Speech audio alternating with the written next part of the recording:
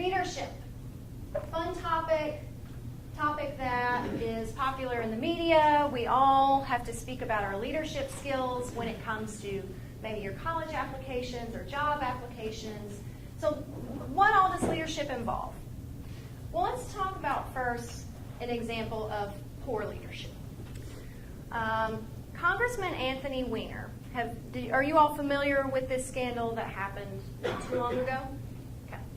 For those of you all who are not familiar with the scandal, Congressman Weiner, he was in Congress. He had been voted in 7 times previously to 2011, always getting a large majority of the vote. But in 2011, he had a sexting scandal. So he was sending explicit images to a number of different women, and this came out in the media. So he decided to step down from his seat in Congress. Well, in 2013, he decided to make another political run, and he went out for New York mayor. Well, as soon as he went out on the campaign trail, more images and more things came out of this continued behavior. So, as you can imagine, he is not the mayor of New York. People did not vote for him. So, thinking about this and thinking about this example, we don't know anything, we've not discussed anything about his politics. We've not discussed anywhere he stands on the issues. But just knowing this scandal and what else happened, what does this tell us about his leadership? What does this get us thinking? What do we associate with him in terms of his leadership, and why did the voters not support him this last time? Because of this. Yep. Not loyal. He's doing it to multiple women at least. At least pick one and stick with it, right? Okay. Okay, so maybe his loyalty is questioned. I saw a hand over here. Yeah. He didn't change his behavior from the first time. He just kind of continued along with it. He didn't really learn from the previous mistake. Okay, so didn't learn from his mistakes, continuing down a path. Yep.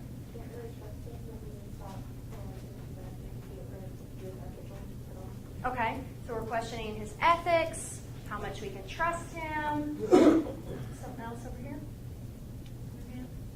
Yeah. It's not a good role model. Okay, he's not a good role model. So we want our leaders to be role models, and that's not somebody who we can look up to. Anything else? Okay. So you guys have already alluded to some of the things that we're going to talk about tonight. When we're thinking about leaders, we're thinking about their traits, we're thinking about their behaviors, we consider their decision-making skills. All of these things play into whether we consider somebody to be a good leader or a bad leader. So we judge them by these different things. And going back to past chapters, we talk about trust and loyalty and ethics. Those, again, continue to play into how we judge someone as a leader and how they perform or how effective they are as a leader. So if I don't trust someone, or I can't look up to them, or I am questioning their decision-making skills, they're probably not going to be very effective in terms of leading me and getting followers to support them. And I told you that leaders will engage in a mix of these. So they'll engage in a mix of this task-oriented and relationship-oriented behaviors. But how do they know what and when and why, what's appropriate? Well, what the life cycle theory of leadership tells us is that to get this optimal combination of initiated structure and consideration of task-oriented and relationship-oriented, it's dependent upon the readiness of the employees. So what readiness is, it's the ability and willingness for an employee to accomplish a task. So they have the skills necessary to accomplish a task, and they're also willing to do so. So they have the motivation, the drive, the willingness to move forward with the task.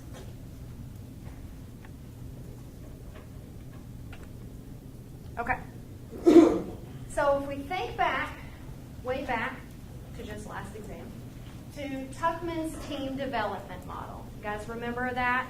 Storming, forming, norming, performing, all that good stuff? Okay. So if we walk through that, we can walk through what combinations that leaders should use in terms of initiating structure and consideration. Okay, so this first stage is when employees are coming together for the first time. They're really excited to work on the project, but they don't have a lot of confidence in their abilities and things yet, and just trying to figure things out. So what's this stage then with our team development model? And just say it out loud. Team development model, they're coming together for the first time. Forming, yes, forming. Okay. So in the forming stage, what managers, what supervisors, what leaders need to do is what we call telling. So they have high task, low relationship. So I'm not going to focus much on building a relationship with you yet. You all are just coming together as a group and as a team, and I need to provide you some structure. I need to let you know what your job roles are going to be, what your duties are, your deadlines, your obligations. I just need to provide you structure at this point within the group. Okay? So that's where we're at with the forming. So the next phase, we move up, and they are starting to clash. Things aren't coming together quite as well. There's some anxiety. It's getting difficult. What stage of the development model is that? Storming. Okay, good job. So in storming, we get to this selling phase. Okay? So with selling, we've got high task, high relationship. So high initiating structure, high consideration. So I'm still helping you work through the task part itself, but I don't want you to get discouraged yet because you guys are having some of this conflict. So I'm going to work to encourage you. I'm going to possibly mediate any disagreements that are going on at this point. I'm going to help facilitate the process for you and develop these relationships with you and help develop the relationships amongst the group itself. Okay? All right. So the next phase, the employees have learned their job responsibilities. They're starting to gel. They know kind of what to do. So what stage is this? Forming.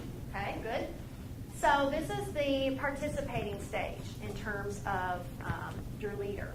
So what the participating stage is you've got low structure and high consideration. So low task, high relationship.